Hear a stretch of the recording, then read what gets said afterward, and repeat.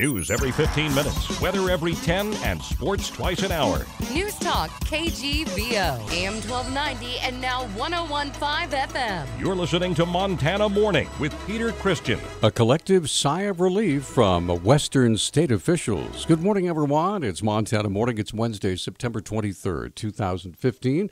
Right now we have a mostly clear sky out there, a few clouds. We have 50 degrees.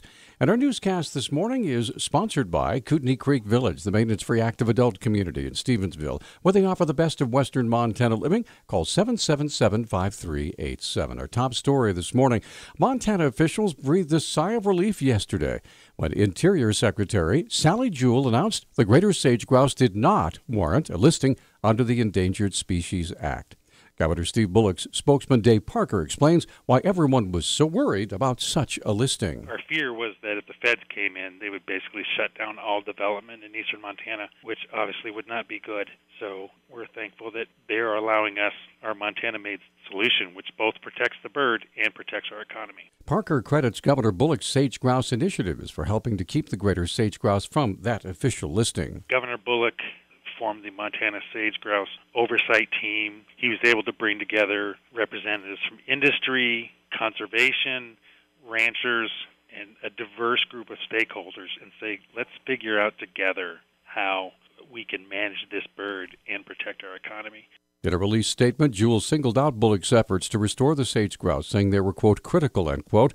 On Monday, the Western Association of Fish and Wildlife released a report showing a striking rebound in greater sage grouse numbers from a low in 2013. A former high school girls basketball coach who pleaded guilty to sexually assaulting one of his players has been sentenced to 15 years in prison.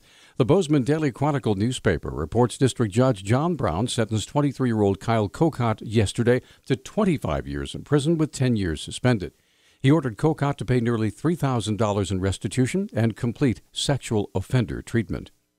Kokot was arrested in August of last year, charged with 2 counts of sexual intercourse without consent. He posted bond, but was returned to jail in February after violating the conditions of his release by contacting one of his accusers and by talking to witnesses.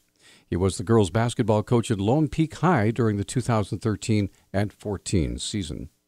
On Monday, Missoula County Sheriff's Captain Tony Rio led a crew from Investigation Discovery, headed up by Emmy Award-winning television reporter Tony Harris, through the 2011 incident with anti-government activist David Burgert, taking them up to a remote wilderness area outside Lolo, where Burgert opened fire on sheriff's deputies with his pistol. He had several long guns laying across the back seat of his vehicle, but deputies were converging on him and firing at him, and that's the only thing that stopped him from getting to those long guns. And he had pretty serious firepower. If he was allowed to get to those, the outcome could have been quite a bit different. Burgert has never been seen since that day. Rio said Harris speculated on whether Burgert might still be alive, but Rio has his own suspicions. That day, the day of the incident, I was up on top of the mountain there holding the scene. We were waiting for reinforcements to show up, and I did hear one gunshot, what I recognized to be from a pistol. It wasn't a rifle shot. It was a pistol shot. There's no firm date as to when the episode featuring Captain Rio will air on Investigation Discovery.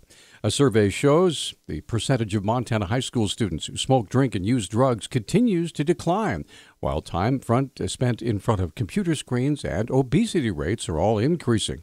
The 2015 Youth Risk Behavior Survey, released yesterday, found that 13.1% of students smoked within the past month, down from 30.7% back in 1993. Just over a third of students said they had an alcoholic drink within the past month, down from 55% in 1993. Only 3% of students report having ever used meth, down from 13.5% in 1999. The issue of abortion arose in the U.S. Senate yesterday, where proponents of a bill entitled the Pain-Capable Child Protection Act sought to limit abortions to less than 20 weeks. Montana Senator Steve Daines spoke out in support. Only 7 countries in the world allow babies 20 weeks or older to be aborted. 7 countries.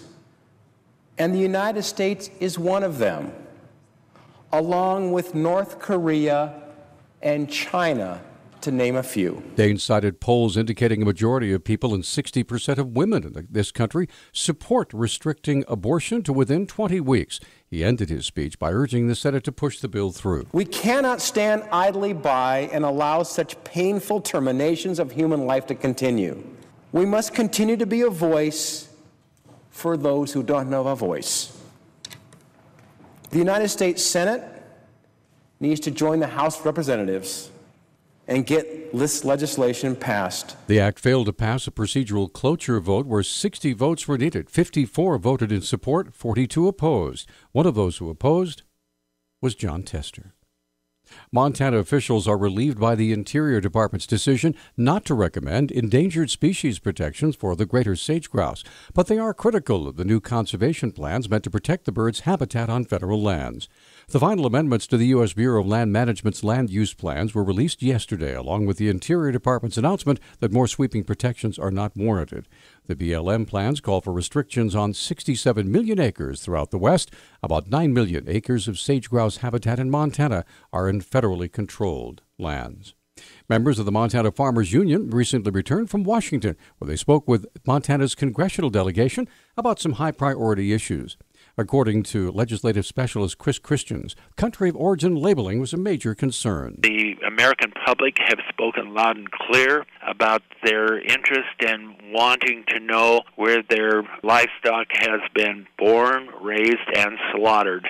And for Montanans, we're proud of our beef and our pork, and want the public to know that it's safe and wonderful for them to consume. Christians says country of origin labeling is especially important now that certain companies will be shipping meat into this country. The USDA has recently approved the importing of beef product from the countries of Argentina and Brazil, where there is still active foot and mouth disease. Should there ever become a case in the United States, what that would do is absolutely decimate the livestock industry of this country. Christians said the Montana Farmers Union also pushed to lift embargoes on Cuba, specifically as an export destination for Montana dairy. We just mentioned Senator John Tester a moment ago. Senator Tester of Montana will escort Pope Francis into today's joint session of Congress. The Billings Gazette newspaper reports Tester was chosen as one of 18 Democrats to walk with the Pope and 18 Republicans. Inside the House chambers, Francis will give an address. Tester is not Catholic. He was chosen as one of the escorts by the Senate Democratic leadership. Our News Talk time now, 6:12. News Talk, KGVO. Missoula's official weather station. Mostly sunny skies today with our high temperatures in the upper 70s. Wind will be out of the west at 5 to 10 miles per hour. Breezy tonight with wind gusts up to 20 miles per hour. Highs right around 80 through Friday. I'm meteorologist Brooke Foster for Missoula's KECI 13.